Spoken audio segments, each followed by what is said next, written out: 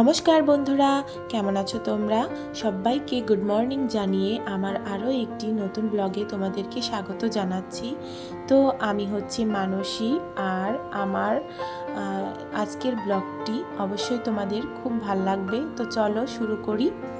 আজ সকাল বাজে ওই তো 6টা। তো উঠে গেছি, তারও আগেই সজাগ হয়ে গেছি। তো ছেলেটা যেহেতু এপাশ ওপাশ করছিল, তার একটু পরেই উঠলাম। তো আজকে উঠেই দেখো বাইরে চলে এসেছি, গেটের তালা খুলে। তারপরে যে ফুলগুলো দেখে নিচ্ছি। তো অনেক দিন পর আবার এই ছোট্ট টগর গাছটাতে টগর ফুল ফুটছে। তো এই টগরগুলো বড় হয়, আর এই যে দেখো সাদা ছোট সাদা ফুল বা টগর ফুল, এই গাছটাতে মোটামুটি কয়েকটা ফুল ফুটেছে, আর নিচে না ফুল নেই, সব ফুল ওপরে।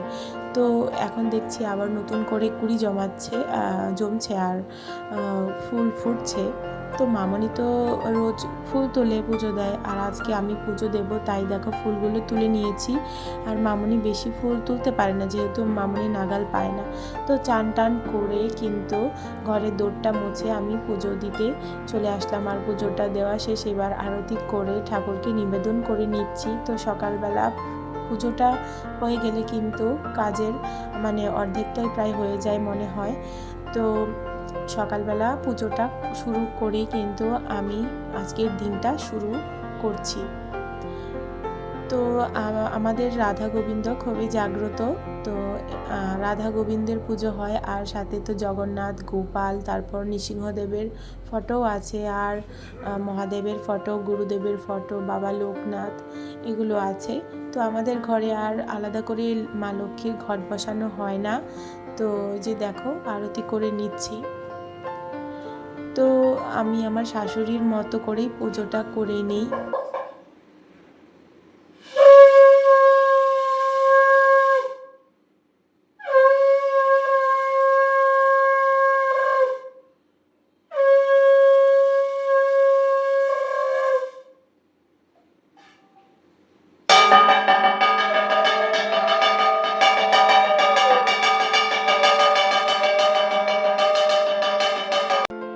আর পুজো শেষে কিন্তু আমি সবসময় শঙ্খের পাশাপাশি কাঁসরটাও বাজিয়ে নিই, এতে কিন্তু বেশ ভালো লাগে, আর উলুধ্বনিটাও দিয়ে নিই আমি।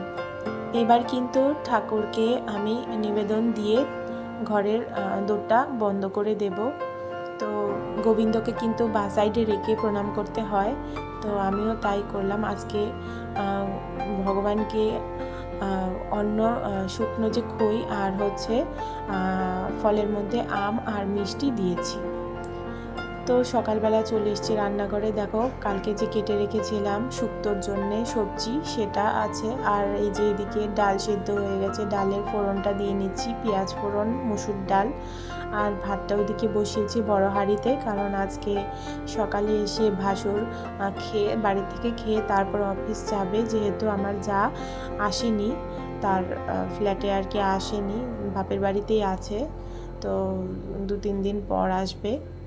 তো এই আর কি সকালে রান্নাগুলো করে নিচ্ছি। জানো তো যা গরম পড়েছে, উনুনের কাছে একদম রান্নাঘরে থাকাই যাচ্ছে না। আর আমার রান্নাঘরে তো কোনো হাওয়া বাতাস লাগেই না, জানলা খোলা থাকলেও কোনো হাওয়া বাতাস লাগে না। তো এটা একটা বড় প্রবলেম এই গরমে। যারা রান্না করি রান্নাঘরে, তো ভীষণই। আর সবচেয়ে বেশি কষ্ট হয় কখন জানো? যখন রুটি করি, এমন গরম, তাওয়ার গরম হয়, গরম আসে, যার জন্য ঘেমে একাকার হয়ে যায়, আর খুব কষ্ট হয় তখন। কিন্তু কিছু করার নেই, রান্না তো করতেই হবে, রুটি তো করতেই হবে।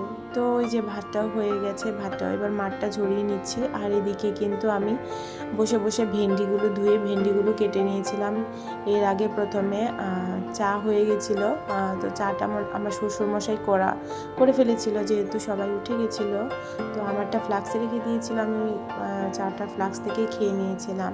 তারপরে এই যে দেখো ভেন্ডি পেঁয়াজ দিয়ে আর একটা গোটা লঙ্কা দিয়ে দিয়েছি, যেন ঝাল না হয়। আর হলুদ নুন দিয়ে কিন্তু আমি ভেজে নিচ্ছি ভেন্ডিটা। তো ভেন্ডি ভাজা কিন্তু আমারই ভীষণ প্রিয়, আর এই ভেন্ডি ভাজা কিন্তু সকালে রুটি দিয়ে খাওয়া হবে।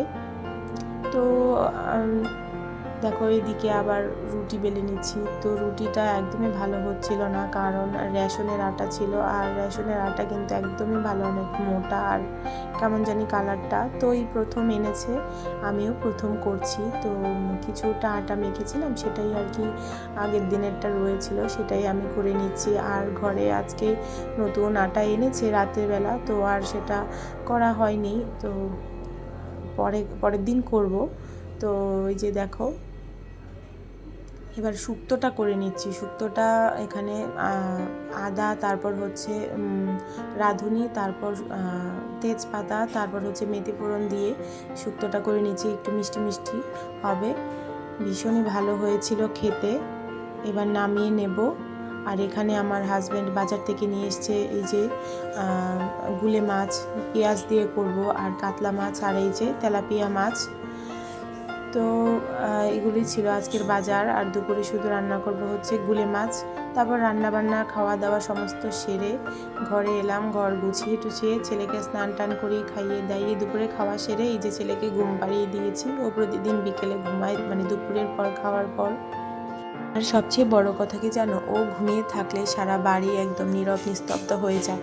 তো আজ যেহেতু ছিল 19শে জ্যৈষ্ঠ, তো সকালবেলা আর তেমন কিছু করা হয়নি, কারণ মামনির শরীরটা ভালো ছিল না। আর বিকেলে যে মামনি সুস্থ হয়ে তারপর এই যে দেখো বাবা মিষ্টি তারপর গজা এনে দিয়েছিল বাবা লোকনাথকে, তো পুজোটা দিয়ে নিচ্ছে।